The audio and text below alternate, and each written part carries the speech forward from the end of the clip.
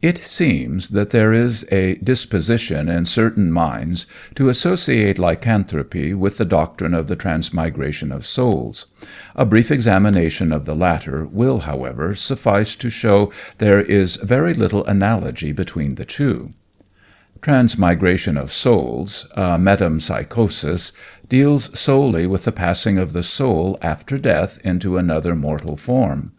Lycanthropy confines itself to the metamorphosis of physical man to animal form only during man's physical lifetime.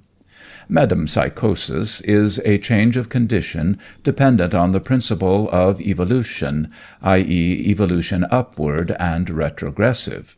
Lycanthropy is a change of condition relative to a property entirely independent of evolution. The one is wholly determined by man's spiritual state at the time of his physical dissolution. The other is simply a faculty of sense, either handed down to man by his forefathers or acquired by man during his lifetime through the knowledge and practice of magic. There are absolutely no grounds, other than purely hypothetical ones, for supposing a werewolf to be a reincarnation. But on the other hand, there is reason to believe that the wolf personality of the werewolf, at the latter's physical dissolution, remains earthbound in the form of a lupine phantasm. So that although there is nothing to associate lycanthropy with metempsychosis, there is, at all events, something in common between lycanthropy and animism. Animism, be it understood, holds that every living thing, whether man, beast, reptile, insect, or vegetable, has a representative spirit. As an example of a lupine phantasm representing the personality of the werewolf, I will quote a case reported to me some years ago as having occurred in Estonia, on the shores of the Baltic. A gentleman and his sister, whom I will call Stanislaus and Anno Dodimer, were invited to spend a few weeks with their old friends, the Baron and Baroness von A., at their country home in Estonia. On the day arranged, they set out for their friend's house, and, alighting at a little station within 20 miles of their destination, were met by the Baron's droshky. It was one of those exquisite evenings, a night light without moon, a day shady without clouds, peculiar to that clime. Indeed, it seemed as if the last glow of the evening and the first grey of the morning had melted together, and as if all the luminaries of the sky merely rested their beams without withdrawing them. To Stanislaus and Anno, jaded with the wear and tear of life in a big city, the calm and quiet of the countryside was most refreshing, and they heaved great sighs of contentment as they leaned far back amid the luxurious upholstery of the carriage, and drew in deep breaths of the smokeless, pure, scented air. Their surroundings modelled their thoughts. Instead of discussing monetary matters which had so long been uppermost in their minds, they discoursed on the wonderful economy of happiness in a world full of toil and struggle. The fewer the joys, they argued, the higher the enjoyment, till the last and highest joy of all, true peace of mind, i.e., content, was the one joy found to contain every other joy. Occasionally they paused to remark on the brilliant lustre of the stars, and not infrequently alluded to the Creator's graciousness in allowing them to behold such beauty. Occasionally, too, they would break off in the midst of their conversation to listen to the plaintive utterings of some night bird, or the shrill cry of a startled hare. The rate at which they were progressing, for the horses were young and fresh, speedily brought them to an end of the open country, and they found themselves suddenly immersed in the deepening gloom of a dense and extensive forest of pines. The track now was not quite so smooth. Here and there were big ruts, and Stanislaus and his sister were subjected to such a vigorous bumping that they had to hold on to the sides of the droshky, and to one another. In the altered conditions of their travel, conversation was well nigh impossible. The little they attempted was unceremoniously jerked out of them, and the nature of it, I am loath to admit, had somewhat deteriorated. It had, in fact, in accordance with their surroundings, undergone a considerable change. "What a vile road!" Stanislaus exclaimed, clutching the side of the droshky with both hands to save himself from being precipitated into space. "Yes, isn't it?" gasped Anno, as she lunged forward, and in a vain attempt to regain her seat, fell on their handbag, which gave an ominous squish. "I declare there will be nothing left of me by the time we get there. Oh, dear, whatever shall I do? Wherever have you got to, Stanislaus?" The upper half of Stanislaus was nowhere to be seen. His lower half, however, was discovered by his sister convulsively pressed against the side of the droshky. In another moment this too would undoubtedly have disappeared, and the lower extremities would have gone in pursuit of the upper, had not Anno, with admirable presence of mind, effected a rescue.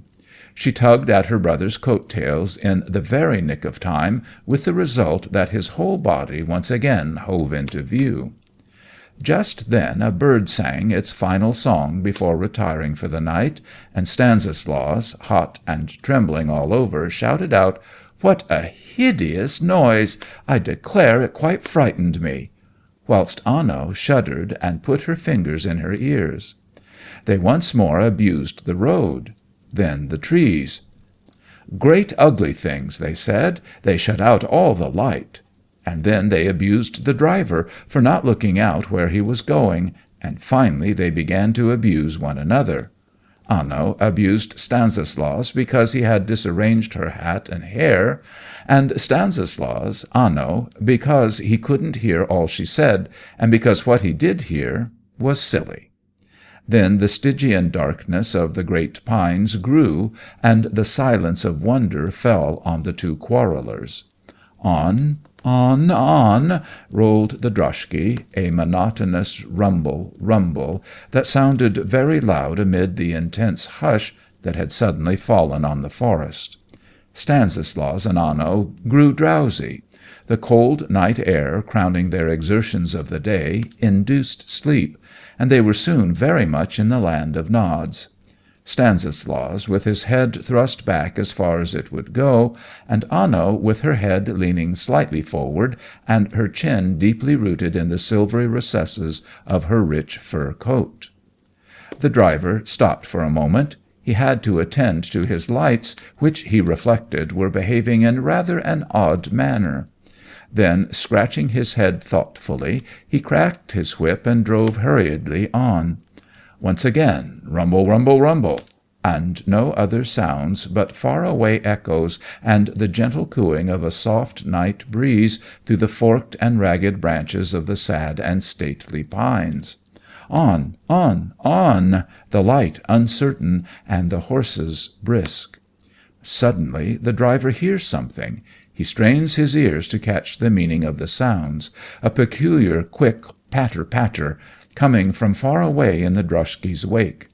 There is something, he can't exactly tell what, in those sounds he doesn't like. They are human, and yet not human. They may proceed from someone running, someone tall and lithe, with an unusually long stride. They may, and he casts a shuddering look over his shoulder as the thought strikes him, they may be nothing human, they may be the patter of a wolf.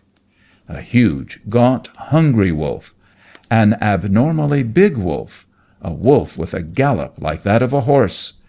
The driver was new to these parts. He had but lately come from the Baron's establishment in St. Petersburg. He had never been in this wood after dark, and he had never seen a wolf, save in the zoological gardens. The atmosphere now began to sharpen. From being merely cold, it became positively icy, and muttering, "I never felt anything like this in St. Petersburg," the driver shrank into the depths of his furs, and tried to settle himself more comfortably in his seat. The horses, too, 4 in number, were strangers in Estonia, the Baron having only recently paid a heavy price for them in Nava on account of their beauty. Not that they were merely handsome. Despite their small and graceful build and the glossy sleekness of their coats, they were both strong and spirited, and could cover 25 versts without a pause. But now they too heard the sounds, there was no doubt of that, and felt the cold. At first they shivered, then whinnied, and then came to an abrupt halt, and then, without the slightest warning, tore the shifting tag and rag tight around them, and bounding forward were off like the wind. Then away in their rear, and plainly audible above the thunder of their hoofs, came a moaning, snarling, drawn-out cry, which was almost instantly repeated, not once, but again and again. Stanislaus and Anno, who had been rudely awakened from their slumbers by the unusual behaviour of the horses, were now on the qui vive. "Good heavens, what's that?" they cried in chorus. "What's that, coachman?" shrieked Anno, digging the shivering driver in the back. "Volki, mistress, volki," was the reply, and on flew the droshky faster, faster, faster. To Stanislaus and Anno the word wolves came as a stunning shock. All the tales they had ever heard of these ferocious beasts crowded their minds at once.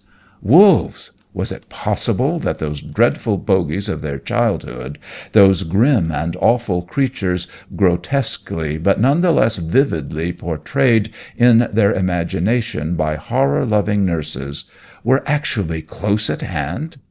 Supposing the brutes caught them, who would be eaten first? Anno, Stanislaus, or the driver? Would they devour them with their clothes on? If not, how would they get them off? Then, filled with morbid curiosity, they strained their ears and listened. Again, this time nearer, much nearer, came that cry, dismal, protracted, nerve-racking. Nor was that all, for they could now discern the pat-pat, pat-pat of footsteps, long, soft, loping footsteps, as of huge furry paws or naked human feet. However, they could see nothing but blackness, intensified by the feeble flickering of the droshky's lanterns. "Faster! Drive faster!" Anno shouted, turning round and poking the coachman in the ribs with her umbrella. "Do you want us all to be eaten?" "I can't, mistress, I can't," the man expostulated. "The horses are outstripping the wind as it is. They can't go quicker." And the driver, consigning Stanislaus and his sister to the innermost recesses of hell, prayed to the Virgin to save him. Nearer and nearer drew the steps, and again a cry close behind them, perhaps 50 yards at the most. And as they were trying to locate it, there burst into view a gigantic figure, nude and luminous, a figure that glowed like a glowworm and bent slightly forward as it ran. It covered the ground with long, easy, swinging strides without any apparent effort. In general form its body was like that of a man, saving that the limbs were longer and covered with short hair, and the feet and hands, besides being larger as a whole, had longer toes and fingers.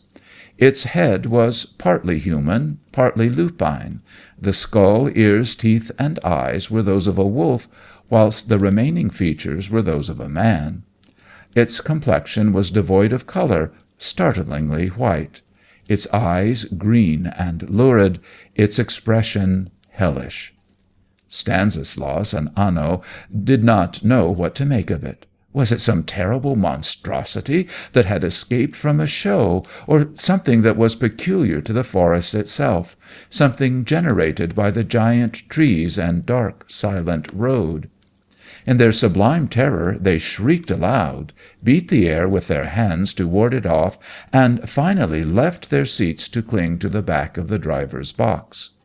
But it came nearer, nearer, and nearer, until they were almost within reach of its arms. They read death in the glinting greenness of its eyes and in the flashing of its long bared teeth. The climax of their agony, they argued, could no longer be postponed. The thing had only to make a grab at them, and they would die of horror, die even before it touched them. But this was not to be. They were still staring into the pale, malevolent face drawing nearer and nearer, and wondering when the long, twitching fingers would catch them by the throats, when the droshky, with a mad whirl forward, cleared the forest, and they found themselves gazing wildly into empty, moonlit space, with no sign of their pursuer anywhere. An hour later they narrated their adventure to the Baron. Nothing could have exceeded his distress. "My dear friends," he said, "I owe you a profound apology. I ought to have told my man to choose any other road rather than that through the forest, which is well known to be haunted. According to rumour, a werewolf — we have good reason to believe in werewolves here — was killed there many years ago."